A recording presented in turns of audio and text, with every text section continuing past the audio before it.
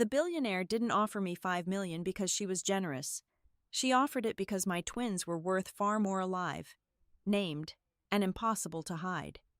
The moment I saw the clause that erased their future before they were even born, I stopped being the woman she could buy. I became the woman who would drag her perfect empire into court. My name is Maren Quinn. I am a 37-year-old structural forensics engineer at Blackridge Civic Analytics here in Chicago. My days are usually spent examining the hidden fractures in concrete, the silent stress points in steel, and the microscopic flaws that bring massive buildings down. I am trained to look at a pristine surface and know exactly where the rot lives underneath. Yet, when the text message came instructing me to come to a private address in the West Loop, I did not see the structural failure of my own life waiting for me. The location was not a restaurant, nor was it a corporate office. It was the private art vault of the Sterling family. There were no windows in this room. There was no natural light, only the low, ambient glow of museum-grade halogens designed to protect canvases that cost more than most people would earn in 10 lifetimes. There were no reporters. There were no ordinary employees milling about. The air itself felt aggressively climate-controlled, scrubbed clean of anything unpredictable. Up in the corners of the ceiling, the dark, unblinking eyes of internal security cameras watched my every move. I sat in a minimalist leather chair, waiting. I was nearly 7 weeks pregnant with twins. For almost 1 year, I had been in a relationship with Graham Sterling. Graham was 40 years old, the media-appointed golden boy and the undisputed heir to Sterling Urban Holdings. When he asked me to meet him here tonight, I assumed we were finally going to have the conversation we had been circling for weeks. We needed to figure out how to integrate my reality, 2 heartbeats on a sonogram, into his heavily curated world. The heavy steel door of the vault clicked open. I braced myself for Graham's apologetic smile, the way he always smoothed his tie when he was nervous, but the footsteps that echoed against the polished concrete floor were not his. Instead of the man I loved, the woman who owned him walked into the room. Vivian Sterling was 72 years old, the founding matriarch of the empire, and a billionaire who was actively feared by every tier of the financial and political establishment in Illinois. She did not look like a grandmother.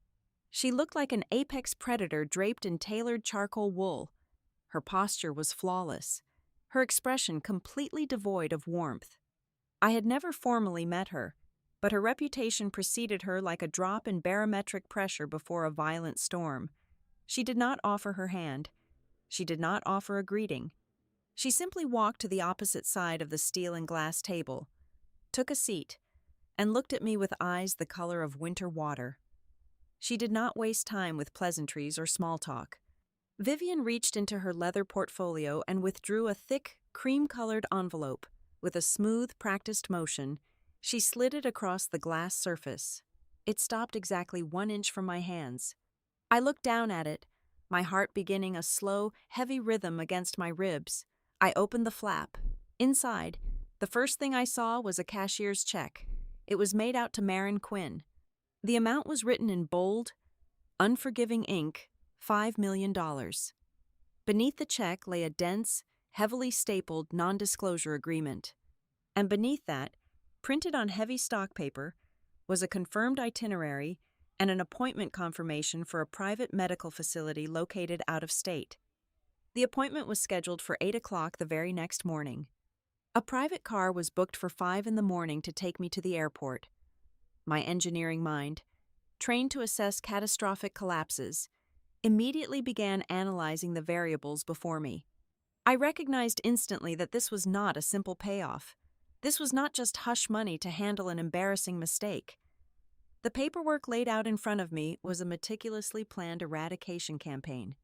It was a complete package designed to wipe away a timeline that the Sterling family found inconvenient. The money was for terminating the pregnancy, waiving every conceivable legal right I might ever possess, and purchasing my permanent, unbroken silence. I pulled the non-disclosure agreement toward me and began to scan the dense legal text. Vivian sat in absolute silence, watching me read. She expected me to cry. She expected me to shout, to throw the papers, to act like the hysterical, lower-class woman trying to trap her wealthy son. I did not give her the satisfaction. I read the clauses carefully, and then I found the fracture. The critical flaw. It was a small paragraph buried on page 12. It was the detail that made the blood freeze in my veins. The clause explicitly stated that in accepting the funds, I was forever barred from making any claim, demanding any right, or seeking any financial or legal recognition on behalf of any issue, descendant, or biological claimant. I read those words 3 times. Any issue, any descendant, any biological claimant. Vivian Sterling was not just asking me to have an abortion. She was legally erasing the existence of my twins from the future before they were even born. The legal terminology was so broad, so aggressive, that it felt like an assassination on paper. This document ensured that even if I somehow took the money and kept the children, they would be ghosts in the eyes of the law. They would never be able to claim a single drop of Sterling blood. It is a practical decision, Ms. Quinn, Vivian said. Her voice was terrifyingly calm, as smooth and cold as the glass table between us. Graham is currently in the middle of a massive corporate restructuring deal. The market is watching him closely. The board is watching him closely. This is simply not the right time to generate an heir, especially not under these chaotic, unmanaged circumstances. The compensation is more than generous. You can start a new firm. You can buy a very nice home. You can have a family when the timing is actually appropriate for you. She spoke about my unborn children the same way she would speak about a zoning permit that needed to be denied. There was no malice in her voice, only the absolute certainty of a woman who believed the entire world was for sale, provided she wrote a large enough check. I looked from the check to her face. My hands wanted to shake, but years of standing on precarious, crumbling scaffolding had taught me how to lock my joints and control my breathing. If I let her see my fear, she would know exactly where to apply the pressure. I did not raise my voice. I did not hurl insults. Slowly, deliberately, I stacked the check, the medical appointment, and the thick non-disclosure agreement together. I slid them back into the cream-colored envelope. I picked the envelope up, holding it loosely in my hand. I understand your position, Mrs. Sterling, I said, my voice steady, devoid of the emotion she was probing for. I stood up, pushed my chair back in, and turned toward the heavy steel door. I felt her eyes burning into my back as I walked out of the vault. The hallway was silent. I pressed the button for the elevator, my pulse pounding loudly in my ears. The doors slid open, and I stepped inside the mirrored carriage. As the elevator began its descent, taking me away from the billionaire and her windowless room, I leaned against the cold metal wall and clutched the envelope to my chest. I am a forensics engineer. I know how to read the hidden stresses in a structure. I know that people only reinforce walls when they are terrified the roof is going to cave in. $5 million, a private jet out of state. A legal document that went out of its way to specifically bar descendants from future claims. Vivian Sterling was not acting out of a desire to avoid a tabloid scandal. A billionaire of her stature could crush a tabloid story before breakfast. She did not care about bad press. The sheer scale of this offer, the aggressive speed of the medical appointment, the specific, panicked legal phrasing about future claimants, it all pointed to a singular, massive structural truth. She was not afraid of me. She was afraid of them. She was terrified of what those 2 tiny heartbeats inside me could trigger if they were ever legally allowed to exist. There was something hidden deep within the Sterling empire, something much larger than $5 million, and my twins were the key that could unlock it. I looked at my reflection in the elevator doors. I was no longer a woman crying over a broken relationship. I was a mother holding a blueprint, and I had just found the crack in the billionaire's foundation. I did not call him. I did not sit in my car and weep into the steering wheel. I drove straight back to my small, 1-bedroom apartment in Logan Square. The contrast between the billionaire's vault and my living room was jarring. Here, the radiator clanked, the floorboards sloped slightly toward the window, and the light from the street lamp outside cast long, uneven shadows across the peeling paint. It was not a fortress, it was just a place to sleep. But tonight, it was my war room. I cleared everything off my scratched wooden kitchen table. The mail, the coffee mugs, the structural analysis reports from my day job were all shoved aside. I took the thick stack of legal papers from the cream-colored envelope and spread them out under the harsh glare of the overhead bulb. I was no longer a discarded girlfriend. I was an engineer looking at a building that was designed to collapse on top of me. I needed to find the exact point of structural failure. I read every single line. I read the clauses about non-disparagement, the financial transfer protocols, the medical confidentiality agreements. I read them until the legal jargon blurred into a gray hum, and then I forced my eyes to focus and read them again. At exactly 11 o'clock that night, I picked up my phone and called Lenora Price. Lenora was 58 years old, a former prosecutor for Cook County who had transitioned into private family law a decade ago. A senior partner at my firm had quietly recommended her to me months prior. Back when Graham and I first started getting serious, and I naively thought I might need someone to review a standard prenuptial agreement one day. Lenora was legendary in the city for being entirely immune to intimidation. She did not care about zip codes or country club memberships. She only cared about leverage. She answered on the second ring, her voice raspy from what sounded like years of black coffee and cross-examinations. I did not waste time apologizing for the late hour. I told her exactly where I had just been, who I had met, and what was sitting on my kitchen table. "Scan it," Lenora ordered, her tone instantly shifting from sleepy to razor-sharp. "Every single page, front and back. Send it to my secure server right now. Do not leave a single watermark out." I used the industrial scanner I kept for blueprints. For 20 minutes, the only sound in my apartment was the mechanical whir and click of the machine digesting Vivian Sterling's lethal contract. I made a pot of strong tea and waited. At 15 minutes past midnight, my phone rang. "Marin," Lenora said, her voice dropping an octave. "I have read a lot of gag orders designed by billionaires to make pregnant women disappear. This is not a standard non-disclosure agreement. This is an absolute scorched earth legal erasure." "I saw the clause about descendants," I replied, staring at the pages illuminated by my laptop screen. "She wants me to waive their right to exist in the legal system." "It is worse than that," Lenora said. I could hear the rustle of paper through the speaker. "They are not just blocking you from seeking child support. Look at page 12. Section 4. They are attempting to preemptively block any future petition for the establishment of paternity. They are making you swear under penalty of severe financial clawbacks that you will never allow the children to submit DNA to any database, private or public." But the real landmine is on page 14. I flipped to the page, my finger tracing down the dense blocks of text. "Read subsection D," Lenora instructed. I read it aloud. "The signatory acknowledges that no rights, notifications, or financial disbursements shall be expected or demanded regarding the internal family trust structures, specifically including but not limited to the provisions outlined in Appendix SL-9, lineal allocation." I stopped.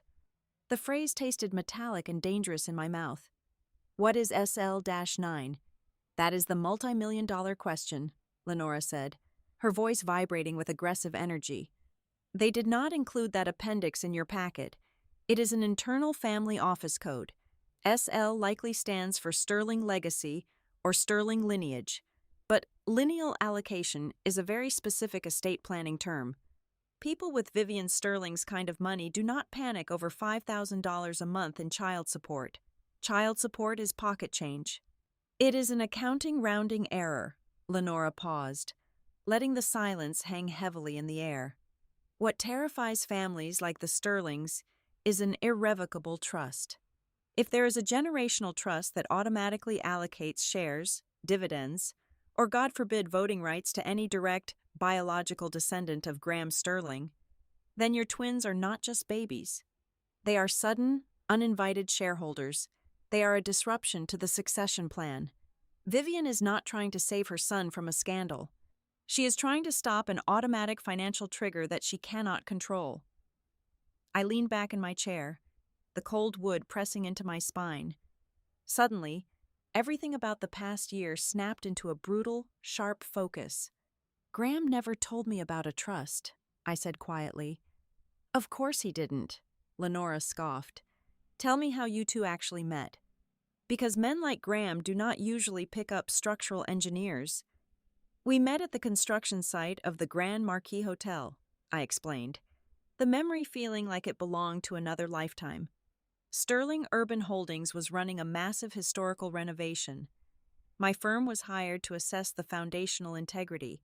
I found microfractures in the load-bearing columns in the subterranean parking levels. It was going to cost them tens of millions to fix, and it was going to delay their grand reopening by 6 months. "And he didn't try to fire you." "He tried," I said, a bitter smile touching my lips. "He came down to the site in a pristine hard hat, flanked by lawyers, ready to scream at me. I handed him the seismic stress reports and told him his building was going to collapse and kill hundreds of people if he didn't reinforce the concrete. I didn't care who his mother was. I didn't care about his stock price. I just told him the truth. And he liked that," Lenora deduced accurately. "He said I was the first person in his entire adult life who didn't treat him like a walking stock portfolio. He pursued me for months. He said he wanted something real." I looked down at the $5 million check. "I suppose his mother decided reality was too expensive." "Listen to me very carefully, Marin," Lenora said, her tone shifting into pure tactical command. "Vivian Sterling gave you an itinerary for an out-of-state clinic at 8 o'clock tomorrow morning. She expects you to be on a private plane by dawn. She assumes you are sitting alone in your apartment, terrified, overwhelmed, and ready to take the money just to make the nightmare stop. I am not taking the money. I know you aren't. Because if you do, your children are ghosts. If Vivian realizes you are not getting on that plane, her lawyers will immediately file an emergency injunction to force this entire situation into a closed, binding arbitration. They will seal the records, lock you in a room with a retired judge they pay for, and bury you under a mountain of procedural delays until you run out of money and give up." "So how do we stop the building from falling?" I asked, falling back into the only language that made sense to me. "We strike the foundation first," Lenora declared. "You are not going to the clinic tomorrow. You are putting on your most professional suit. At 8 o'clock in the morning, while Vivian thinks you're in a surgical gown, you and I are going to walk through the metal detectors at the Cook County Family Court. We are going to file a petition to establish paternity. And more importantly, we are going to file an emergency motion to preserve all records." My heart hammered a frantic rhythm against my ribs. "Preserve what records?" "Everything," Lenora said, a fierce satisfaction in her voice. "Every email, every text message, every internal family office memo, and every single draft of that non-disclosure agreement. We are going to put a legal freeze on the Sterling Empire before they even realize they are under attack. Once that file gets a judge's timestamp, the game changes. Vivian will no longer be fighting a frightened pregnant woman in a private vault. She will be fighting the justice system of Illinois in broad daylight." I looked at the paperwork scattered across my kitchen table. The blueprint of my destruction. I reached out and carefully flipped the $5 million check face down against the wood. "I will meet you at the courthouse at 8, I said. The wind coming off Lake Michigan was brutal that morning, carrying a wet, biting chill that felt like microscopic shards of glass against the skin. At exactly 8 in the morning, a black town car was supposed to be idling outside my apartment building, waiting to quietly transport me to an out-of-state clinic to erase the most inconvenient variables in the Sterling family equation.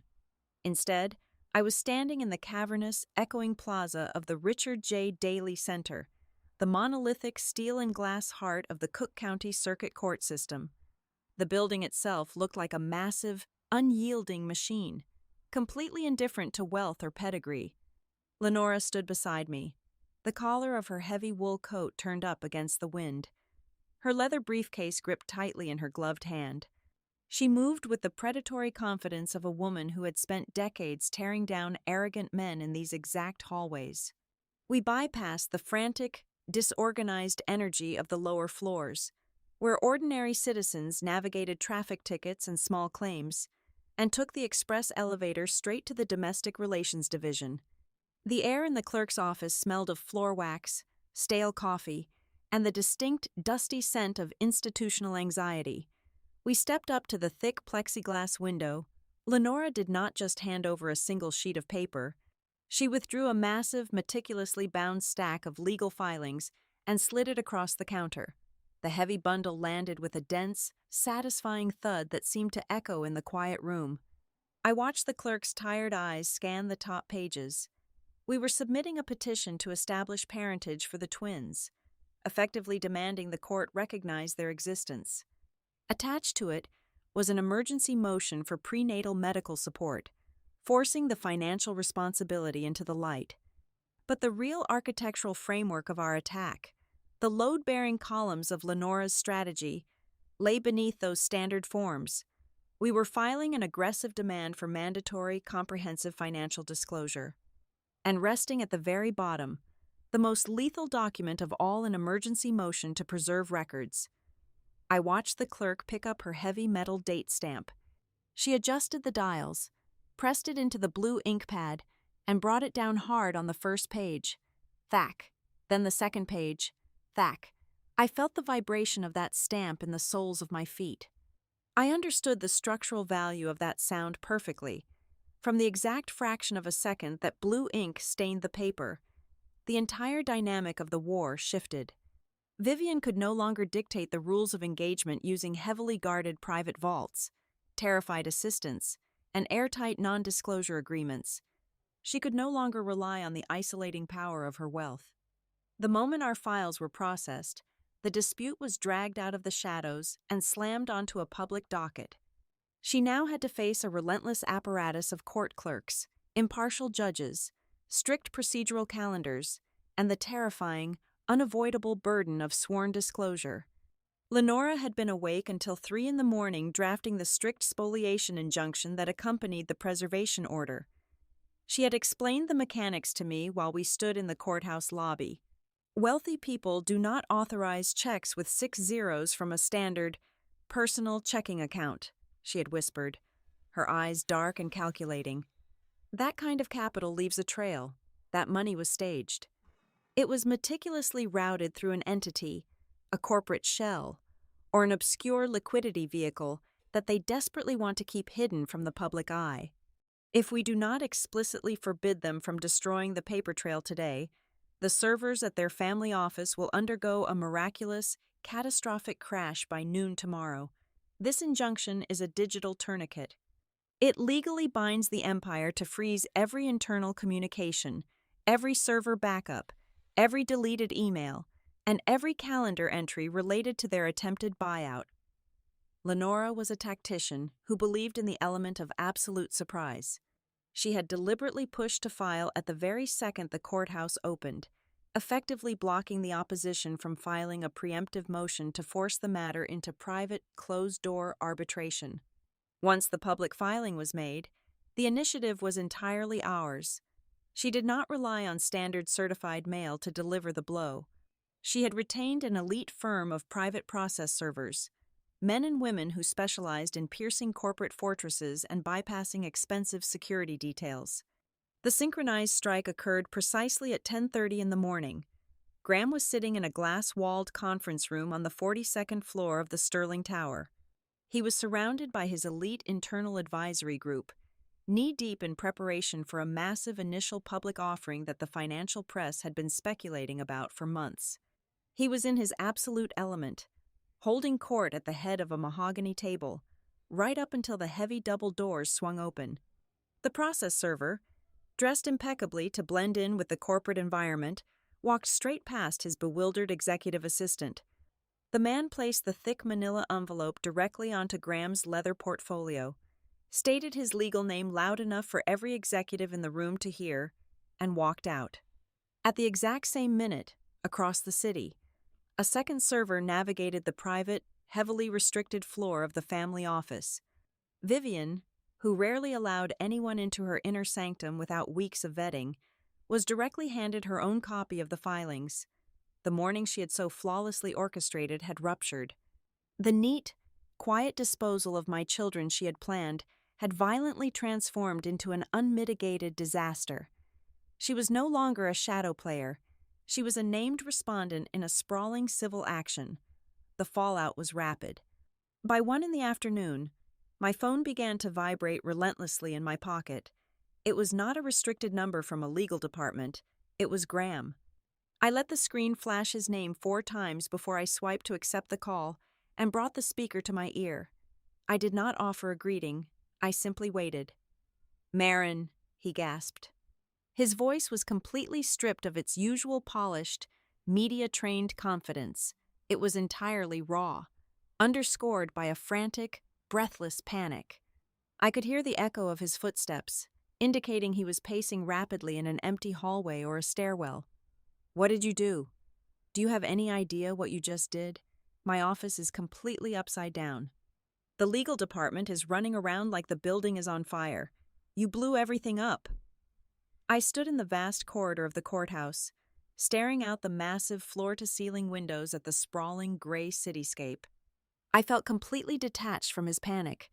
My pulse was as steady as concrete.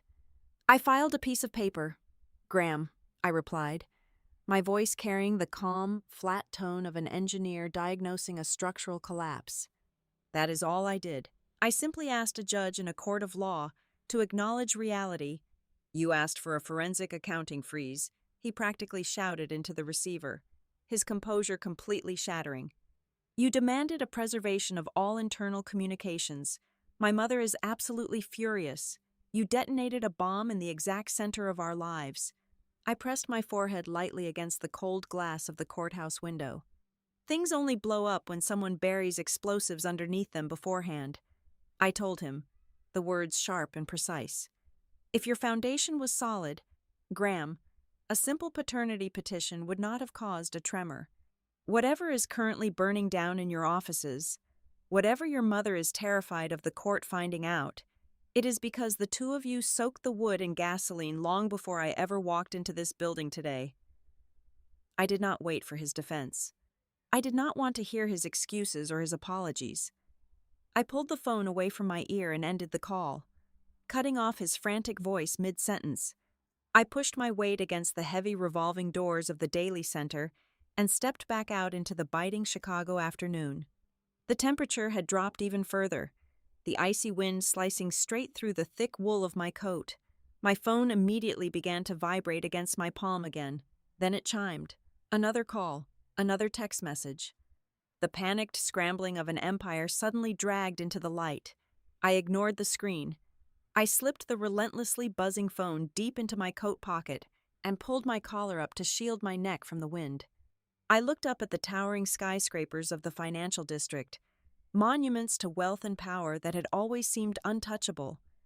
For the first time since looking at those sonogram images weeks ago, I did not feel small. I felt grounded. I felt lethal.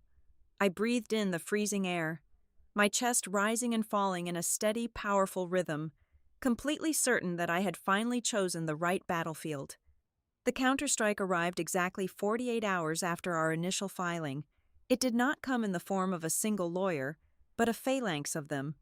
Sterling Urban Holdings deployed a white shoe firm that charged thousands of dollars an hour. The kind of litigators who specialized in burying inconvenient truths under mountains of procedural motions. Their first maneuver was entirely predictable. They filed an aggressive petition to seal the entire docket and compel the matter into private mediation, citing the urgent need to protect the privacy and physical safety of all parties involved. Lenora stood before the judge in the preliminary hearing and tore their argument apart with surgical precision. She acknowledged that shielding my medical records was a standard, reasonable request. But she fiercely argued that hiding the establishment of paternity and the resulting financial obligations was not an exercise in privacy. It was an exercise in manipulation. She pointed out that sealing the case would allow a multi-billion-dollar entity to use its financial weight to crush a pregnant, working-class woman behind closed doors, free from public judicial scrutiny. But the empire was not relying solely on the legal system. They had other weapons. By the time I returned to my desk on Tuesday morning, A link was circulating quietly among my colleagues at Blackridge Civic Analytics. It was an article published on a prominent, viciously anonymous Chicago gossip blog. The headline did not name me, but it did not have to. It described an ambitious infrastructure consultant who had weaponized a brief, casual fling with a prominent real estate heir in a calculated attempt to extort a historic family fortune. It painted a picture of a relentless social climber who had meticulously planned a pregnancy to secure a lifelong payday from a vulnerable elite family. I sat in my cubicle, staring at the screen. A younger version of myself might have panicked, cried, or drafted a frantic public denial. Instead, I viewed the article the same way I viewed a suspicious stress fracture on a bridge support. It was a symptom of a larger, hidden force. This was the first phase of their smear campaign, designed to destroy my credibility and isolate me before I ever took the stand. I forwarded the link to Lenora. She did not offer sympathy. She offered action. Within 2 hours, she had retained a boutique digital forensics expert who specialized in tracking corporate espionage. It took him less than 1 day to trace the server routing and the anonymous payment structure that had pushed the article to the top of the blog feed. The source was a boutique crisis management agency based in New York. A quick cross-reference of financial disclosures revealed that this specific agency had been on a lucrative retainer with the Sterling family office for over 5 years. Vivian was paying professionals to turn my life into trash. The sheer scale of their reaction was illuminating. That evening, I walked out of the courthouse after signing another round of affidavits. The underground parking garage was desolate, echoing with the low hum of ventilation fans. As I approached my compact sedan, a figure stepped out from the shadows of a concrete pillar. It was Graham. He looked nothing like the polished, untouchable executive who had courted me. His designer suit was wrinkled, his tie was loosened, and he had dark, heavy bags under his eyes. He looked like a man who had not slept in 3 days. He held up his hands in a placating gesture as I stopped dead in my tracks. "Marin, please," he said, his voice echoing slightly in the empty concrete cavern.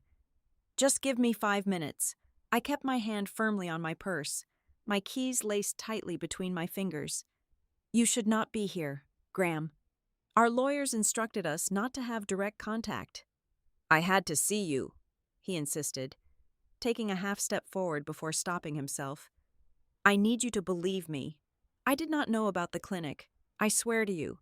I knew my mother was going to offer you a financial settlement, but I thought it was just a standard separation agreement. I did not know she drafted that monster of a non-disclosure contract. I did not know she booked a private medical appointment to get rid of them before I even had a chance to process the situation."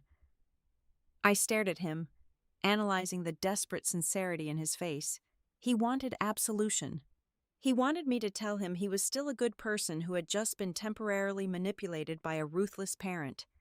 "It does not matter what you knew," I told him, my voice completely flat and devoid of the warmth he was so desperately seeking. "Ignorance is not an alibi when you hand the weapon to the executioner. You let her handle the situation because it was easier for you. You stayed silent while she built a machine to erase our children. Silence in the face of that kind of power is complicity, Graham. I cannot trust your confusion, and I absolutely cannot trust any verbal promises you make in a dark parking garage." He flinched as if I had struck him. He opened his mouth to argue, to defend his bruised ego, but I turned my back, unlocked my car, and got inside. I locked the doors immediately and drove away, leaving him standing alone in the exhaust fumes. Later that night, I sat in Lenora's office as we reviewed the digital forensics report regarding the blog post. She poured herself a glass of sparkling water, her expression deeply analytical. "This is not about a billionaire protecting her ego," Lenora stated, tapping her pen against the printed proof of the public relations agency involvement. "And this is certainly not about protecting Graham's reputation. Look at the capital they are deploying. They are burning hundreds of thousands of dollars on crisis firms, elite litigators, and aggressive legal maneuvers, all to avoid paying what would legally amount to a fraction of that in standard child support." I nodded, following her logic perfectly. You think the twins are a threat to something structural. I know they are, Lenora corrected, leaning forward over her desk. Vivian's reaction is entirely disproportionate to a simple paternity claim. This level of panic means we are dangerously close to a tripwire. The existence of these children must automatically trigger a shift in their asset structure, a mandatory disbursement from a generational trust, or a transfer of voting control that Vivian cannot legally stop once paternity is established. She is fighting like a cornered animal because you are about to cost her control of her own empire. The realization settled over me, heavy and cold. I was no longer fighting a wealthy family over hurt feelings. I was fighting an entire economic ecosystem that viewed my pregnancy as a hostile takeover. I left Lenora's office close to midnight. I drove back to my neighborhood, the streets quiet and lined with dirty snow. I parked my car under the flickering orange glow of a streetlight and walked toward the entrance of my apartment building. As I pulled my keys from my coat pocket, the hairs on the back of my neck stood up. It was a primal, intuitive warning. I paused on the front steps and glanced over my shoulder. Parked directly across the narrow street, nestled between two older vehicles, was a sleek black sport utility vehicle with heavily tinted windows. Its engine was off, but the faint, blue glow of a dashboard screen illuminated the silhouette of a person sitting in the driver's seat. I went inside, locked the deadbolt, and walked straight to my front window. I parted the blinds just a fraction of an inch. The black vehicle was still there. I sat in the dark living room and watched. 1 hour passed, then 2 hours. The vehicle did not move. The person inside did not get out. They were simply sitting there, facing my building, watching my windows. The rules of engagement had shifted again. The Sterling family was no longer limiting their attacks to court filings and anonymous gossip blogs. They had moved out of the digital realm and into my physical reality. They wanted me to look out my window and know that I was being hunted. They wanted me to feel the crushing, suffocating weight of their surveillance every single second of the day. I let the blind fall shut and stepped back into the shadows of my apartment. I placed my hands over my stomach, feeling the slight, firm swell beneath my sweater. They thought constant observation and fear would make me break. They did not understand that immense pressure only makes concrete harden. The courtroom of the Domestic Relations Division was devoid of any aesthetic grace or architectural beauty.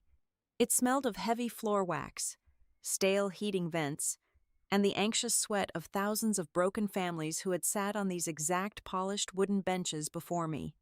The fluorescent lights overhead emitted a low, continuous hum, casting a sickly, unforgiving yellow pallor over the entire room. There was no brushed steel here. There was no imported leather, no soundproof glass, and no private security detail.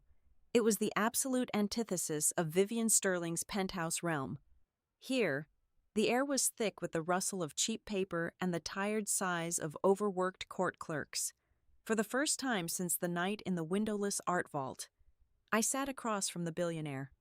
Vivian occupied the respondent's table, flanked by 3 senior partners from her elite litigation firm. She sat perfectly still, a fortress of tailored charcoal wool and calculated indifference. But in this specific room, her immense wealth could not purchase absolute silence or mandate automatic obedience. She had to wait her turn to speak, just like every other citizen in the building. The presiding judge, a weary man with sharp, discerning eyes, peered over his reading glasses at the thick stack of emergency motions Lenora had filed. Vivian's lead counsel, a polished man whose suit likely cost more than my annual salary at the engineering firm, stood up to deliver a beautifully orchestrated argument for immediate, sealed arbitration. "Your Honor," the lawyer began, projecting a tone of soothing, manufactured reason, "this entire docket is a deeply unfortunate, highly emotional misunderstanding between 2 consenting adults. We are respectfully requesting that this matter be moved to private mediation immediately to protect the intensely personal, sensitive medical information of the petitioner, as well as the public reputation of a family that has served the economic interests of this city for decades." The judge did not look impressed by the performance. He tapped his pen against his heavy wooden block.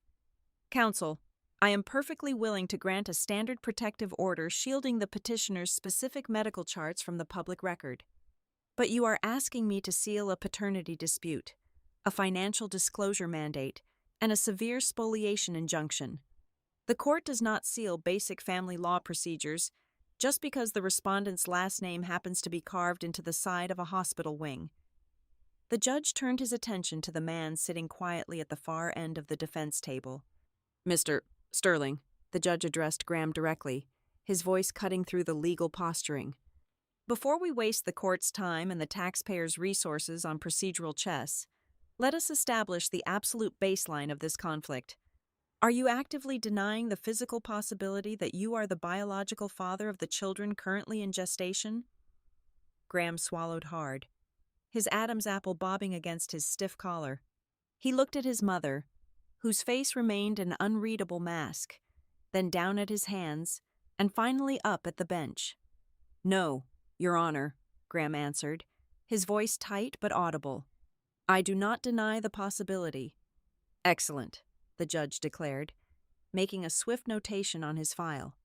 Then I am ordering an immediate, non-invasive prenatal paternity test to be completed within 7 days. We are not going to drag this litigation out with vague, strategic denials. The court will establish biological fact first, and we will move to financial obligations immediately thereafter. Vivian's lawyer stepped forward again, desperately attempting to regain control of the narrative before the foundation slipped entirely. Your Honor, a paternity test is precisely why this delicate matter should be handled privately. Ms. Quinn was offered a very generous separation agreement to amicably resolve this emotional entanglement. She chose to reject it and launch a public spectacle. This is not about the welfare of the unborn. This is a punitive, highly publicized extortion attempt disguised as a family dispute. Lenora Price stood up. She did not raise her voice. She did not perform for the gallery or feign outrage. She simply picked up a single sheet of paper from our table and held it between her fingers. Extortion implies my client demanded money, Your Honor, Lenora stated, her voice slicing through the stuffy courtroom air with absolute, chilling authority. My client rejected a proactive, unsolicited payment of $5 million. She rejected it because the money was explicitly tied to a legal mechanism designed to commit fraud against the future. Lenora walked slowly toward the center of the room, ensuring every eye was on her. The opposing counsel classifies this as a simple misunderstanding between adults, but I direct the court's attention to Exhibit B on page 12 of the non-disclosure agreement drafted by Vivian Sterling's private counsel. The document attempts to permanently legally bar my client from ever asserting the rights of, and I quote the document directly, any future descendants, issues, or biological claimants. The rustling of paper in the courtroom ceased entirely. The silence that followed was sudden and incredibly heavy. Even the court reporter paused for a fraction of a second, her hands hovering over the stenotype machine. The legal implication hung in the air, cold and undeniable. You do not write a clause preemptively erasing the existence of future descendants to handle a messy romantic breakup, Lenora continued, locking her eyes onto the judge. You write a clause like that when you are terrified that those specific children possess an automatic legal right to something you desperately want to keep hidden. This is not a dispute over standard child support. This is a preemptive strike to sever bloodlines from an undisclosed estate structure. I looked across the aisle directly at Vivian. Her posture remained impossibly straight. Her face was a flawless mask of cold porcelain. But my eyes, trained to find the hidden stress points in rigid structures, dropped to her hands resting on the wooden table. Her knuckles were bone white. She was gripping a silver fountain pen with such immense, uncontrolled force that I honestly thought the metal barrel might snap in half. In that tiny, involuntary flex of muscle, I saw it, the crack in her armor. The absolute, unadulterated panic of a woman losing control. The judge leaned back in his leather chair, his expression darkening as he processed the weight of Lenora's argument. The motion for closed arbitration is denied in its entirety. The protective order for medical records is granted. The emergency motion to preserve all internal family office records, financial communications, and trust disbursements stands. Nobody shreds a single piece of paper, deletes a single email, or wipes a single hard drive until this court determines exactly what those children are legally entitled to inherit. The wooden gavel fell. The sound echoed like a gunshot in the sterile room. We had won the first battle. We had forced the heavy steel door open, and Vivian could no longer close it. I walked out of the courthouse feeling a strange, intoxicating mixture of exhaustion and pure adrenaline. The freezing wind whipped across the concrete plaza, but I barely felt the chill. As I reached the stairs leading down to the subway entrance, my phone vibrated sharply in my coat pocket. I pulled it out and saw a secure, encrypted text message from an unsaved number, but I knew exactly who the sender was. It was Graham. The message was brief, frantic, and completely devoid of punctuation. It read, "Give me exactly 3 days. I need to get something out of the family office servers before she figures out how to legally bury it under attorney privilege. Do not file anything else until I contact you." I stared at the glowing screen while ordinary commuters pushed past me toward the trains. He was offering to cross the battle line. He was offering to become a corporate spy inside his own empire. But I did not know if this was a genuine act of rebellion from a father finally waking up to the cruelty of his family, or a calculated trap designed by his mother to lure Lenora into a catastrophic procedural misstep. I locked my screen and walked down into the subway, deciding to let him prove his loyalty with hard evidence, not desperate text messages. That night, I sat in Lenora's office as the city outside her high-rise window went completely dark. She was staring at her computer monitor, a predatory, victorious smile playing on her lips. The bank compliance officer finally returned my emergency subpoena regarding the cashier's check, Lenora announced, turning her screen toward me so I could see the digital documents. I leaned in to look at the routing numbers and the heavily redacted financial flowcharts, trying to make sense of the accounting maze. What did they find? "I told you people like Vivian do not use their personal checking accounts for this kind of wet work," Lenora said, tapping the glass of the monitor. That $5 million did not come from Vivian Sterling's personal, liquid wealth. The routing number traces back to a highly specialized liquidity structure. It is a corporate shell that is directly funded by the principal corpus of a generational family trust. I frowned, translating the complex financial terminology into structural engineering logic. She used trust money to try and pay me off. "Exactly," Lenora confirmed, her voice dropping into a register of pure, lethal realization. And that is a massive, fatal error on her part. If she had used her own private cash, it would just be an aggressive, unethical bribe. But by commingling trust funds to finance a non-disclosure agreement specifically designed to eliminate a biological heir, she has practically confirmed our entire theory. The trust itself is the target. The sheer scale of the deception washed over me like a freezing wave. Vivian Sterling was willing to risk severe tax penalties, a devastating breach of fiduciary duty, and potentially federal financial scrutiny just to make sure my twins never saw the inside of a courtroom. "The $5 million was a distraction," I whispered, feeling the crushing weight of the truth finally settle into my bones. "It was a bargain," Lenora corrected me, her eyes flashing with anticipation. She was trying to buy a multi-billion-dollar lock for the discount price of $5 million. Because whatever is sitting inside that trust, your children are the legal keys that will blow the vault wide open. The independent laboratory delivered the sealed results on a Thursday morning. I sat in Lenora's office, watching her slice open the thick cardboard envelope with a silver letter opener. The procedure had been brutally clinical, requiring only a vial of my blood and a swab from the inside of Graham's cheek, all executed under strict judicial supervision. I did not feel any suspense as she pulled the single sheet of paper from the sleeve. I already knew the truth of my own body. What I was waiting for was the legal alchemy that would transform a biological fact into an undeniable weapon. Lenora placed the paper flat on her desk and rotated it toward me. The bold black ink at the bottom of the page confirmed the probability of paternity at 99.9%. The heavy steel vault door of the empire had officially unlocked. This was the pivotal shift in the architecture of our war. My pregnancy was no longer a speculative threat or a scandalous rumor to be managed by public relations mercenaries. In the eyes of the court, Graham was now tethered to a binding, emerging legal obligation. The theoretical had solidified into concrete. The immediate consequence of that test was a mandatory preliminary financial disclosure. The judge had ordered Graham to surrender a complete accounting of his economic footprint. When Lenora forwarded me the encrypted file, I spent 3 hours sitting at my kitchen table, dissecting the documents with the same intense scrutiny I applied to structural load distributions. I knew the man I had dated was rich. He wore bespoke suits and lived in a penthouse overlooking the lake. But personal wealth is a completely different concept from institutional power. The spreadsheet detailing his assets was a staggering schematic of dynastic control. It was not just his multi-million-dollar executive salary or his massive annual discretionary bonuses.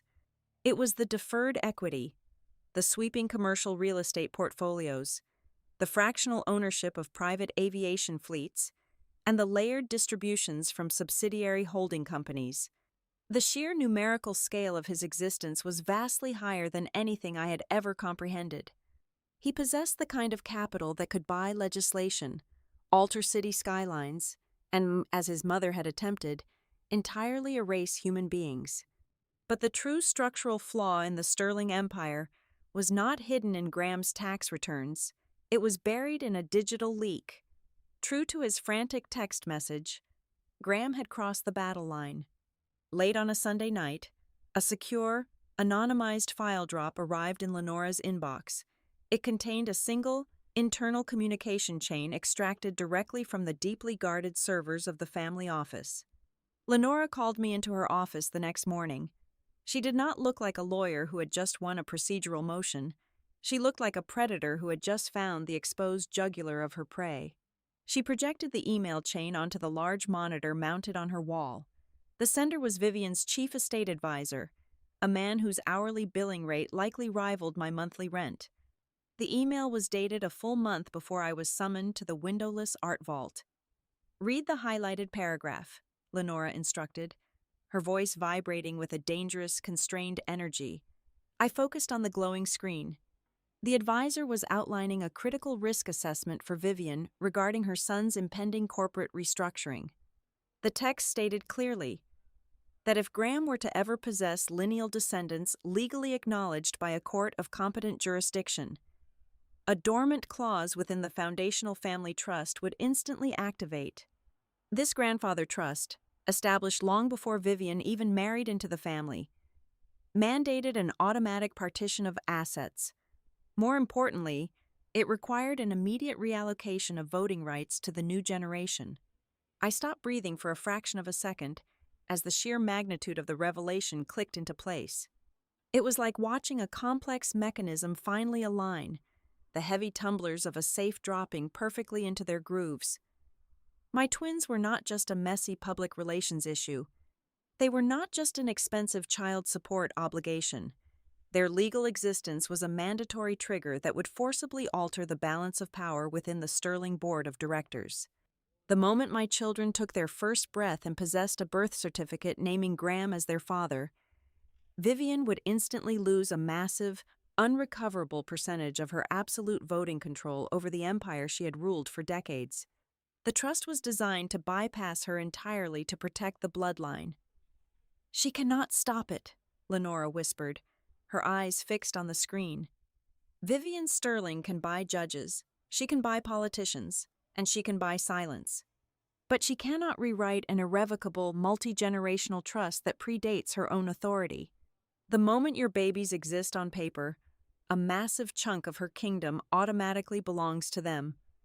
Suddenly, the cold, windowless room and the aggressive $5 million offer made perfect sense. Vivian had not been trying to save money. She had been trying to execute a surgical strike to protect her throne. She needed the twins to be medically terminated, or, barring that, legally annihilated through an ironclad non-disclosure agreement. She needed them to be ghosts, because if they had names, she lost her empire. We did not waste a single hour. Lenora immediately brought in a highly specialized, fiercely aggressive estate attorney named Arthur to orchestrate a parallel legal offensive. We were not filing motions to seize the trust assets right now. That was a battle for after the birth. Our immediate goal was to pour wet cement over Vivian's ability to maneuver. Arthur drafted formal, uncompromising letters of potential claim, distributing them directly to the independent trustees who managed the family wealth. He placed them on strict legal notice that two legitimate biological heirs were currently in gestation, and any attempt to dissolve, hide, or restructure the trust assets before their birth would be prosecuted as an overt breach of fiduciary duty. We were tying the billionaire's hands with her own ancestral legal bindings. The empire felt the noose tighten instantly.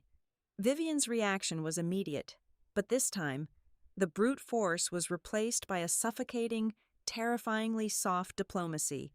There was no aggressive filing in open court. Instead, her lead counsel requested a strictly confidential, heavily encrypted video conference. I sat next to Lenora, staring into the camera as the polished lawyers representing Vivian laid out a brand new, meticulously crafted surrender package. They had abandoned the $5 million check. The new offer was astronomical. They proposed an 8-figure sum securely deposited into an offshore account of my choosing. They offered the deed to a historic, multi-million-dollar property in the safest, most exclusive neighborhood in the city. They guaranteed a lifetime platinum medical trust for me and the children, alongside private security, and an absolute guarantee that the press would never learn of my existence. It was a gilded, flawless cage, designed to solve every financial anxiety I would ever experience for the rest of my natural life. But the poison was woven seamlessly into the final condition. In exchange for the wealth, I had to sign a newly drafted, excruciatingly precise severance document. I had to agree that the children would never bear the Sterling name. I had to permanently waive their status as lineal claimants to any historical family trust. And I had to swear, under the threat of complete financial ruin, that their existence would remain permanently exiled from the public court system. They were offering to make me royalty, as long as I agreed to permanently strip my children of their legal identity. I looked at the lead attorney on the screen. He wore a patronizing, gentle smile, fully expecting the sheer volume of zeros in his proposal to crush my resistance. He thought he was negotiating with a tired, frightened woman who had finally found her breaking point. He was wrong. I was an engineer who had just found the exact schematic of my enemy's weakness. "No," I said, my voice completely devoid of hesitation or warmth. The attorney's polite smile vanished instantly. He blinked, clearly struggling to comprehend the rejection of such massive capital. "Ms. Quinn, you need to understand the unprecedented generosity of this arrangement. We are offering you absolute security. You are offering me a bribe to commit identity theft against my own children," I replied, staring directly into the camera lens, knowing Vivian was likely watching the feed from her penthouse. "You do not care about how much money I demand. You care that my children are going to have legal names, and you are terrified of what those names are going to take from you." I reached forward and terminated the video connection, cutting the screen to black. I sat back in my chair, feeling the solid, unyielding truth settle deep into my chest. The billionaire was no longer trying to buy my silence. She was trying to buy her own survival, and I was never going to sell it to her. When you refuse to let a billionaire purchase your reality, they do not simply walk away. They decide to demolish the ground you stand on. The rejection of their massive, 8-figure settlement was the catalyst that shifted the Sterling Empire's strategy from containment to total annihilation. They realized they could not legally erase my children, so they decided to erase my credibility, my livelihood, and my fundamental right to be viewed as a competent mother. The first strike was invisible, a silent intrusion into the most guarded corner of my life. It did not happen in a courtroom. It happened in the whisper network of the Chicago infrastructure community and on the desk of the court-appointed family evaluator. An anonymous dossier was circulated, containing precisely curated, highly sensitive medical records. They were not related to my pregnancy. They were intake forms and psychiatric evaluations from 6 years ago. 6 years ago, I had been the lead forensics inspector on the Clark Street Bridge collapse. I had spent 3 days pulling apart shattered concrete and twisted rebar, searching for the structural failure that had cost 4 construction workers their lives. In the aftermath, I suffered a severe panic attack. I sought professional help, processed the trauma, and moved forward. It was a normal, human response to a tragedy, but the dossier stripped away the context. It highlighted the clinical terms acute stress disorder, severe anxiety, emotional dysregulation, and weaponized them. The anonymous cover letter painted a vivid, terrifying portrait of a deeply unstable, psychologically fragile woman who was entirely unfit to raise 2 infants. It was a calculated attempt to preemptively convince the judge that granting me primary custody would be a danger to the children, laying the groundwork for the Sterlings to swoop in as the stable, wealthy saviors. I was sitting in my living room when Lenora forwarded me the digital copy of the dossier. The air in my apartment suddenly felt entirely devoid of oxygen. I stared at the screen, my heart hammering a frantic rhythm against my ribs. Those records were supposed to be locked inside a highly secure, federally protected healthcare portal. They were never meant to see the light of day. I called Lenora, my voice shaking with a mixture of profound violation and absolute rage. "They hacked my medical files," I said, pacing the length of my small kitchen. "Lenora, this is not a legal tactic. This is a crime. I am drafting an emergency protective order right now," Lenora responded, her tone devoid of its usual measured calm. She was genuinely furious. "I am going to force the court to seal this garbage before it taints the custody evaluation.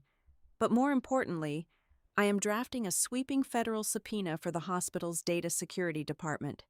Vivian has officially crossed the line from aggressive litigation into a severe federal privacy violation. We are going to find the digital footprint of whoever pulled those files." But the Empire did not give me time to recover from the first blow before delivering the second. The next morning, I walked into the downtown offices of Blackridge Civic Analytics. I was exhausted, running on perhaps 3 hours of sleep, but I needed the anchor of my work. I needed the predictable, mathematical certainty of steel load capacities and concrete stress tests. Instead, my managing partner was waiting for me at the reception desk. He did not smile.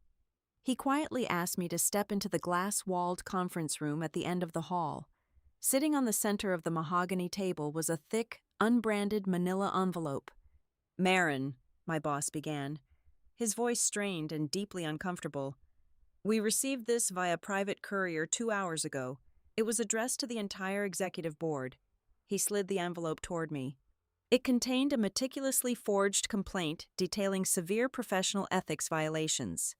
It alleged that I had accepted under-the-table kickbacks from contracting firms to alter structural safety reports on 3 major city projects over the last 2 years. The allegations were entirely fabricated, supported by doctored email fragments and out-of-context project timelines. "It is a lie," I stated immediately, looking him directly in the eyes. "Every single word of this is a manufactured lie designed to destroy my career." "I want to believe you," he said, rubbing his temples. "You are the best forensics engineer we have. But these are municipal contracts, Marin. If there is even a whisper of corruption, the city will pull our vendor licenses. We have a legal obligation to conduct a full, independent internal audit. Until that investigation concludes, corporate policy mandates that I place you on immediate administrative leave, without pay." I felt the floor drop out from beneath me. The timing was a masterpiece of malicious strategy. Right as I was entering a brutal, protracted court battle where I desperately needed to prove my financial independence and professional stability, they severed my income and poisoned my reputation. They wanted me to walk into the next hearing looking exactly like the hysterical, unemployed, unstable extortionist they had claimed I was from the beginning. I packed my desk in a cardboard box while my colleagues averted their eyes. I walked out of the building and stepped into the freezing mid-morning air. For the first time since this nightmare began, my knees felt weak. I sat on a concrete bench near the transit station. the heavy box resting in my lap, and pressed the heels of my hands into my eyes. The sheer, suffocating weight of their power was crushing me. They were turning my private trauma into public mud and burning my hard-earned career to ash, all to win a war before my children even took their first breath. I was dangerously close to breaking. I was terrified that no matter how much concrete I poured, their money would always find a way to wash it away. And then, my phone rang. It was Lenora. "Get to my office right now," she commanded. "Do not speak. Just get here."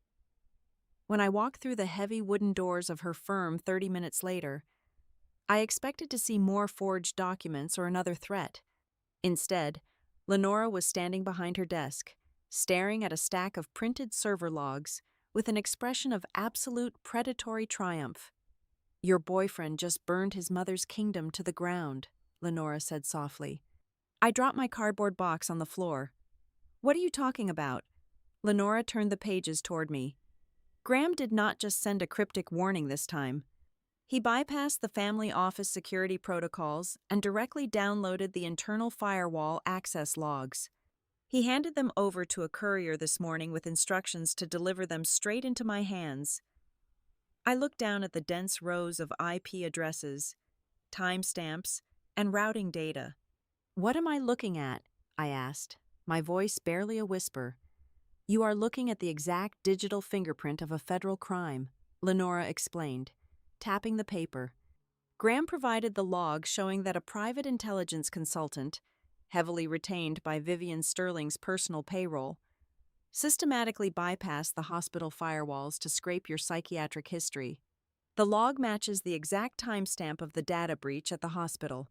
The realization hit me with the force of a physical blow. Graham had actually done it. He had stepped out from the paralyzing shadow of his mother's wealth and chosen a side. He knew exactly what this document meant. By handing over this irrefutable proof, he was not just defying Vivian, he was handing us the legal weapon to indict her private security team and potentially implicate the billionaire herself in a severe cybercrime conspiracy. He had crossed the point of no return.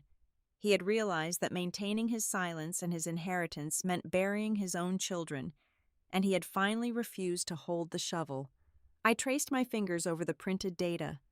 The suffocating despair that had gripped me on the concrete bench vanished, replaced by a cold, hardened clarity.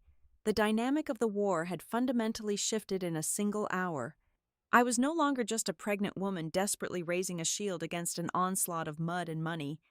The Empire had grown too arrogant. In their desperate rush to destroy my life, they had stepped over the absolute boundary of the law, and now, thanks to the very air they were trying to protect, I was holding the sword. Graham sat in the leather armchair opposite Lenora's massive desk. It was almost 9 o'clock at night. The high-rise office was completely silent, save for the rhythmic, heavy pelting of the Chicago rain against the floor-to-ceiling windows. He had arrived entirely alone. There was no driver waiting downstairs in a sleek black car, no private security detail hovering near the elevator banks, and no aggressive corporate counsel whispering instructions into his ear.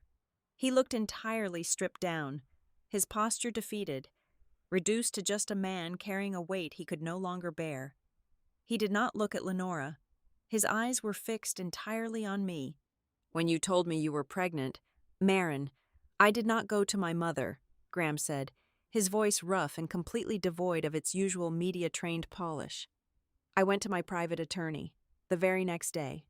I asked him to draft a formal, legally binding acknowledgement of paternity, and I instructed him to establish an initial 7-figure education fund for the twins." I stared at him, feeling the air shift in the room. The revelation hit me with a sharp, unexpected force. "You were going to acknowledge them." "I was," he insisted, leaning forward, resting his elbows on his knees. "I wanted to do the right thing, but I was incredibly stupid. I used an attorney whose billing statements were periodically audited by the Central Family Office. My mother flagged the draft before it was even finalized. She saw the words, lineal descendants, and she completely panicked." Graham swallowed hard, his hands clasped tightly together. She pulled me into a closed-door meeting and told me I was about to trigger a catastrophic financial collapse. She explained the grandfather trust, the mandatory reallocation of voting rights. She convinced me that the board of trustees would freeze my assets, challenge my competency, and force me out of the company entirely if a sudden, unmanaged heir appeared right before our initial public offering. She painted a picture of absolute corporate apocalypse. Then, she told me to step back and let her handle the problem quickly, before anyone else found out. He looked down at the floor. I was terrified of losing the empire. So I let her take the wheel. I thought she was just going to offer you a standard, generous separation package. I had no idea she had prepared a medical clinic and an absolute legal erasure until it was already too late. But that is not the only reason you are sitting in my office tonight, Lenora interjected, her tone completely devoid of sympathy. She tapped a silver pen against her desk. You handed over the digital access logs regarding the hospital data breach. That is enough to get her security team indicted. But you have something else. Something bigger. Graham turned his attention to the formidable lawyer. He let out a long, ragged exhale. You found the corporate shell company she used to route the $5 million. You figured out it was tied to the central trust, but you stopped one layer too early. You did not find the origin point of the liquidity. Lenora stopped tapping her pen. Her eyes narrowed into predatory slits. Explain. That specific shell company, Graham said, his voice dropping to a harsh whisper, is a direct subsidiary tethered to the Sterling Family Philanthropic Foundation. The silence in the room became absolute. I looked at Lenora, trying to translate the financial terminology into a structural reality. Lenora sat perfectly still, but her eyes were practically burning with sudden violent realization. The charity? Yes, Graham confirmed. She structured the $5 million buyout through a charitable, tax-exempt vehicle. She did it to avoid triggering personal tax liabilities, and to keep the massive cash withdrawal hidden from the quarterly auditors of the main family trust. She buried the payoff inside a philanthropic grant allocation. Lenora stood up slowly, her hands resting flat on her desk. The sheer magnitude of the tactical advantage we had just been handed was staggering. Using a federally recognized, tax-exempt charity to secretly finance a non-disclosure agreement to eliminate a biological heir, that is not just a breach of fiduciary duty. Graham, that is textbook. Criminal self-dealing. That is federal tax fraud. If the Internal Revenue Service sees that paper trail, they will dismantle her entire foundation and potentially pursue criminal charges against her. I know, Graham said, his voice breaking slightly. I brought you the internal emails proving she personally authorized the transfer. The entire chain of command is documented. Lenora looked like a general who had just been handed the nuclear launch codes. She immediately began pacing behind her desk. We are not taking this to the press. We are not leaking it to the gossip blogs. The most lethal counterattack is a quiet one. I am going to file a motion to compel Vivian Sterling to sit for a sworn deposition. I am going to put her in a room, under oath, and force her to answer direct questions about the source of those funds. If she lies, it is perjury. If she tells the truth, she confesses to federal tax evasion. Graham looked back at me, his expression desperate. He had just handed over the keys to his mother's destruction. He had finally stepped over the line, betraying his bloodline to protect the children I was carrying.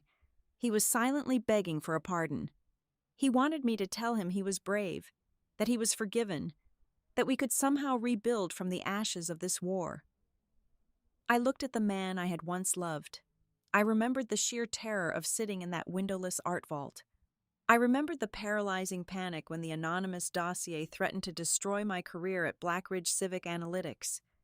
I remembered the long, freezing nights staring out my apartment window at the black surveillance vehicle. I am glad you finally decided to stop being her accomplice. Graham, I said, my voice steady, analytical, and entirely cold. I am glad you finally found the courage to hand over the blueprints. But delivering this evidence tonight does not erase the past 3 weeks. It does not erase the fact that you hid in your glass tower while your mother tried to convince a court of law that I was clinically unstable. You let her turn my life into a war zone because you were too afraid to lose your seat at the boardroom table. You left me completely alone." He flinched, the words striking him physically. "Marin, I am trying to fix it." "You cannot fix a bridge after the support columns have already shattered," I told him bluntly. "I will use your evidence to protect my children. I will use it to ensure your mother never touches us again, but do not expect me to absolve you. Impartiality in the face of cruelty is a choice, Graham, and you made yours." He did not argue. He simply nodded, accepting the devastating reality that his redemption would not come with my forgiveness. The balance of power had violently shifted. Lenora now possessed a comprehensive arsenal and internal witness, damning emails, meeting schedules, and a flawless paper trail demonstrating that the plan to erase my twins was not a desperate emotional reaction, but a highly organized, corporate risk management project. As if sensing the tectonic shift in the atmosphere, Lenora's computer monitor illuminated with an incoming high-priority email. She clicked it open, scanning the text rapidly. A sharp, mocking laugh escaped her lips. "It is a message from Vivian's lead counsel," Lenora announced, turning the screen slightly toward us. "The tone is miraculously different. Gone are the demands for sealed arbitration and the threats of litigation. She is now officially requesting a collaborative, off-the-record family dialogue to discuss a harmonious resolution for the long-term emotional well-being of the minors." The predator was backpedaling. Vivian Sterling had realized the ground beneath her empire was crumbling, and she was desperately trying to reframe her surrender as an act of grandmotherly benevolence. It was the ultimate proof that the terrifying billionaire finally understood she was losing control. I left the law office an hour later. The rain was still falling heavily over Chicago, washing the dirty concrete streets and blurring the neon lights of the city skyline. I stood under the awning of the building, waiting for a taxi. Feeling the cold dampness seep into my wool coat, I placed a protective hand over my stomach. I had survived the worst of their siege. But as I watched the luxury cars splash through the dark puddles, I realized a bitter, haunting truth. The most terrifying thing about the ultra-rich was never their limitless bank accounts, their armies of lawyers, or their ability to buy anonymous gossip articles. The true horror was their vocabulary. It was the chilling, sociopathic ease with which they could look at the existence of two unborn human beings, recognize them as a threat to a stock portfolio, and casually label their eradication as crisis management. The 8th month of carrying twins is a grueling, relentless feat of biological engineering. The structural strain on my own body was immense and inescapable.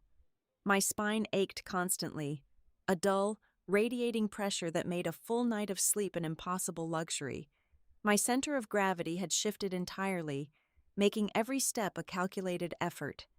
I was physically depleted, emotionally battered by the relentless, invisible warfare of the past several months, and acutely aware that the timeline was rapidly collapsing. The court date for the final evidentiary hearing was looming, and the Sterling Empire knew exactly how vulnerable I was. That was when the final attempt at a buyout arrived. It did not come with the blunt, aggressive force of our first encounter. There were no private security guards, no windowless vaults, and no immediate demands to board an airplane.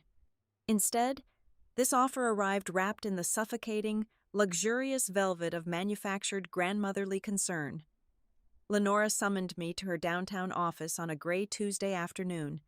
Resting precisely in the center of her massive desk was a thick binder, bound in premium, supple leather, looking far more like a prospectus for an exclusive estate than a legal surrender. The financial scale of the new offer was staggering. They had completely abandoned the initial $5 million. The new figure soared well into the tens of millions. The package was a masterpiece of comprehensive wealth management.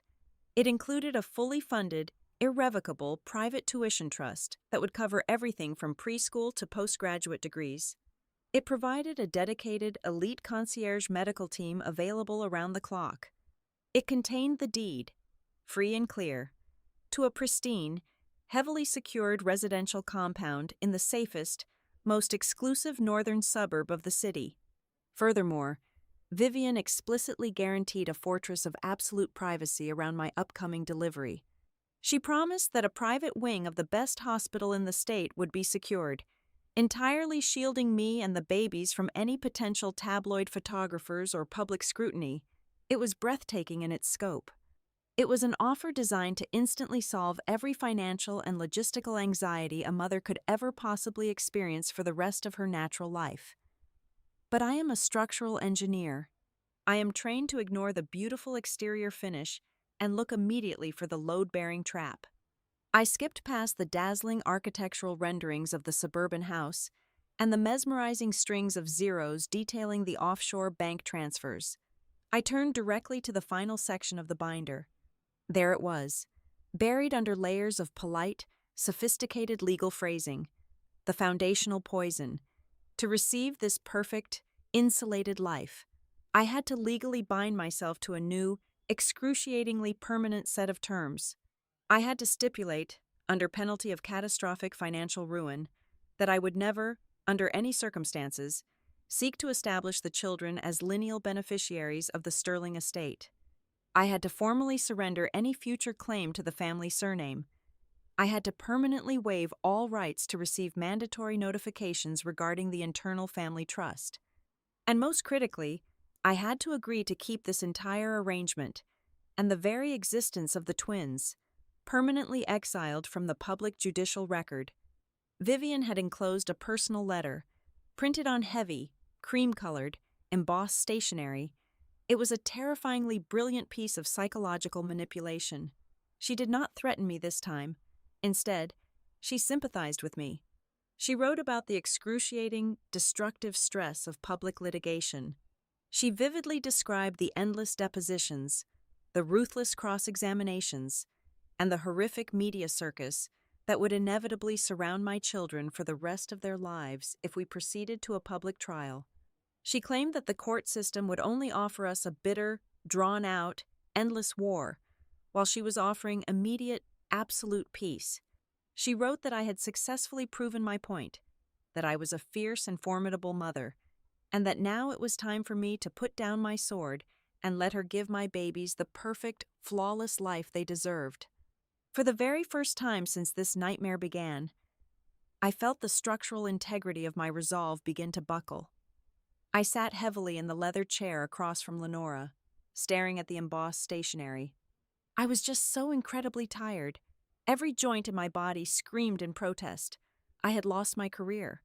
I had spent months looking over my shoulder, jumping at shadows, checking the locks on my doors 3 times a night, and fighting an invisible, omnipotent machine that had limitless resources to turn my life into a war zone. The leather binder on the desk represented an immediate, guaranteed end to the terror. It was not the staggering wealth that tempted me. It was the desperate, primal promise of safety. I vividly imagined bringing my babies home to a quiet, heavily guarded house, surrounded by tall trees and stone walls, entirely free from the crushing anxiety of court dockets and anonymous smear campaigns. I placed my hands over my violently shifting stomach, feeling the heavy rolling movements of the twins inside me. For one terrifying, silent minute, the fatigue completely overwhelmed my logic.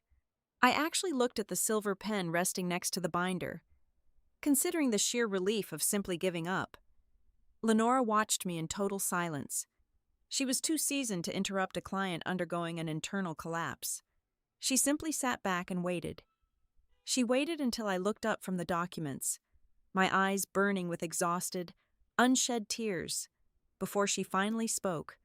Her voice was not harsh, but it was as cold, sharp, and unyielding as polished steel. "Do not confuse a gilded cage with a fortress, Marin," Lenora said quietly, her eyes locking onto mine. "Their private money can run out of goodwill on any given day. A family board of directors can change their minds.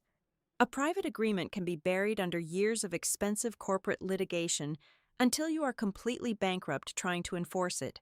But a court order does not require their goodwill to exist. A court order is permanent." Right at that moment, Lenora's secure phone vibrated on the desk. It was a direct, encrypted communication from Graham. He was now operating entirely as our silent informant from deep inside the executive levels of the family office. Lenora opened the message, her eyes scanning the text rapidly before she read it aloud to me. Graham confirmed exactly what the elegant leather binder was designed to execute. He warned us that the moment I signed that private mediation agreement, the family office was prepared to instantly submit the executed waiver to the independent trustees. They would use my signature to formally declare that there was no active legal dispute regarding any lineal descendants. That single piece of paper would serve as the definitive proof needed to permanently bypass the grandfather trust. One single signature from me, given in a moment of sheer exhaustion, would permanently sever my children from their rightful inheritance and their legal voice for decades to come. The millions Vivian was offering me was nothing but an incredibly expensive, beautifully decorated blindfold. She was paying me to look away while she systematically dismantled the legal future of my children. The temptation vanished. It evaporated from my mind like water thrown onto a blistering hot pavement. The truth was glaringly obvious. This new polite offer was infinitely more dangerous than the brutal check she had slid across the table months ago. The first offer had been a crude, desperate attempt to erase the pregnancy before it progressed. This new agreement was a highly sophisticated mechanism designed to erase their legal identities after they took their first breath. Vivian Sterling wanted my children to exist in the physical world, so long as they remained entirely invisible in the eyes of the law. She wanted them to be wealthy, nameless, powerless ghosts. I reached across the expanse of the desk and picked up the thick, beautifully drafted settlement agreement. I did not ask Lenora for her silver pen. I gripped the heavy stack of premium paper with both hands.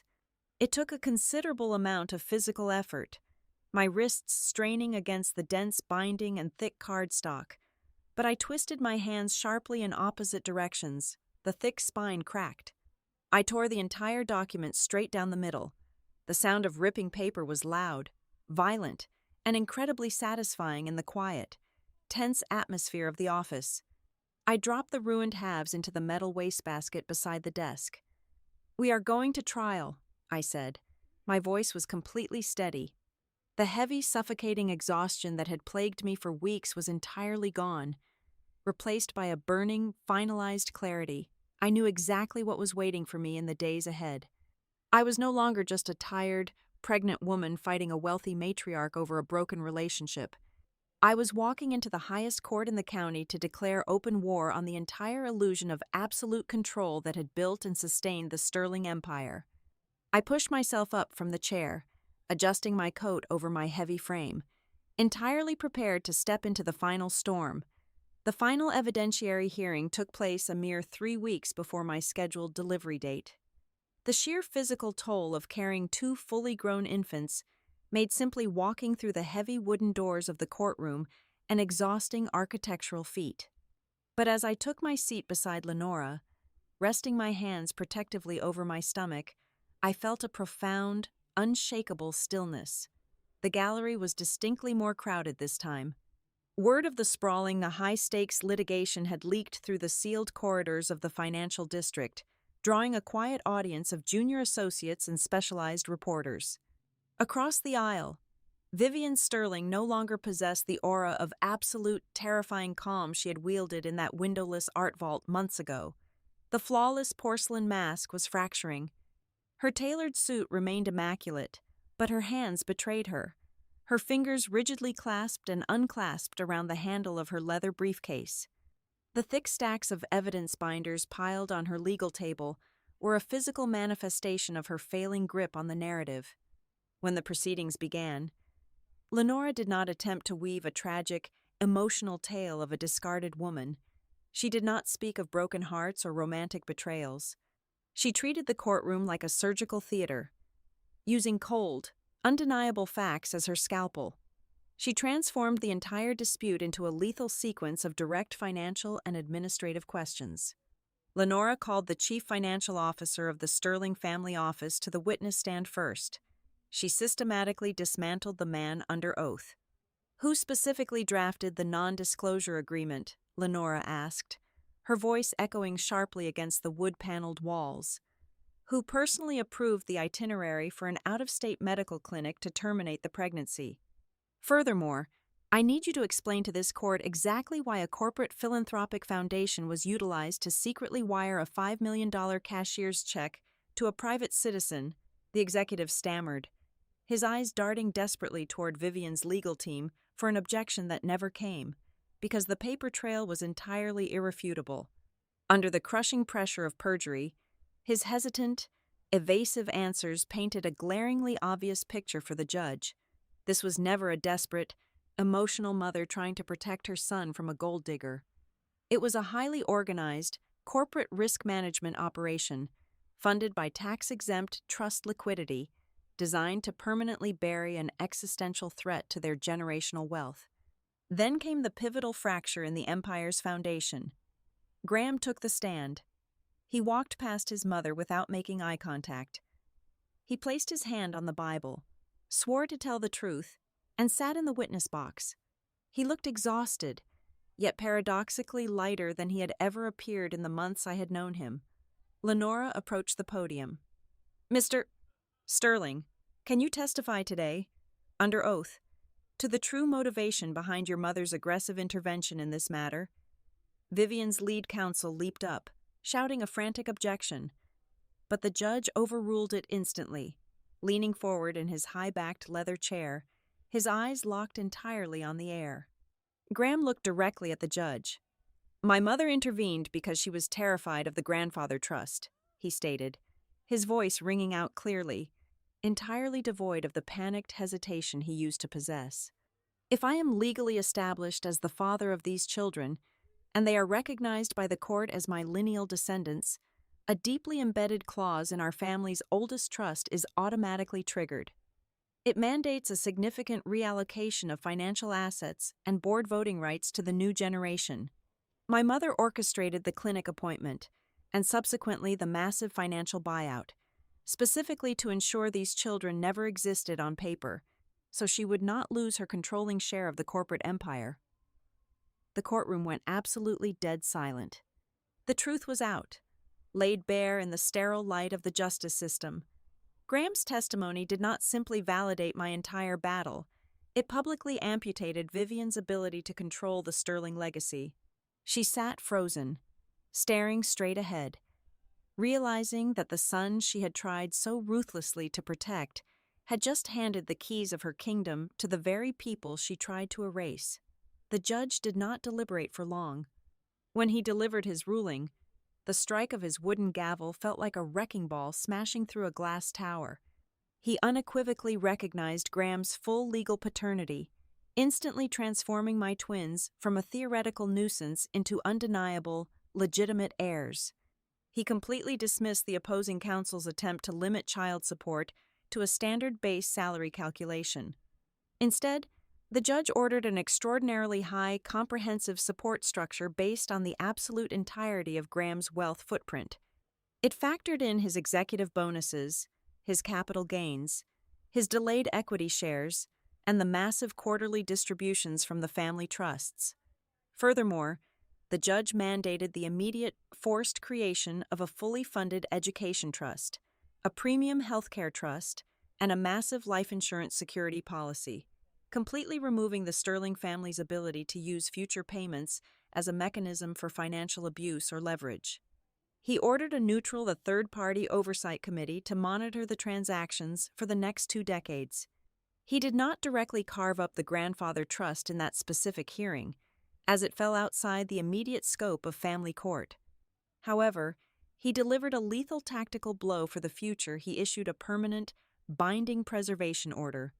He explicitly forbade the Sterling family office from dissolving, altering, or hiding any assets related to the lineal descendant clauses, essentially freezing their capital and laying down a massive, paved highway for our estate lawyers to march down the moment the babies were born. But the most devastating blow was not financial, it was the judgment of honor. Before adjourning, the judge looked down from the bench, fixing his stern gaze entirely on Vivian Sterling. He dictated a statement directly into the permanent judicial record. He stated that any attempt by a party of immense wealth to utilize predatory non-disclosure agreements to deliberately erase the financial and legal obligations toward unborn children was violently contrary to the court's fundamental spirit of child protection. He called her actions a grotesque misapplication of corporate power against human life. It was a staggering, permanent stain on her legacy. As the courtroom cleared, Vivian did not approach me. She did not offer any more lectures about practicality or stability. She simply stood at her table, surrounded by highly paid lawyers who could no longer help her. Staring at the empty space in front of her, she finally understood that the most devastating loss was not the tens of millions of dollars she would eventually have to surrender. The true devastation was realizing she had permanently lost the power to edit her own family's history. My twins, a healthy boy and girl, were born safely in a sunlit hospital room a few short weeks later. As I held them against my chest, feeling their tiny synchronized heartbeats, I did not feel the burning, toxic heat of revenge. I simply felt the cool, immovable weight of absolute structural security. I had stood before a billionaire who thought she could treat human beings like faulty blueprints, and I had built a fortress of law and concrete around my children that no amount of private wealth could ever tear down. The billionaire thought 5 million could buy silence. What she learned in court was far more expensive once children exist in law. They can no longer be edited out of history. Thank you all so much for listening to my story. Please leave a comment down below and let me know where you are listening from so we can connect and share our thoughts. Don't forget to subscribe to the Violet Revenge Stories channel, like this video, and support me even more by hitting the hype button so this story can be heard by many more people.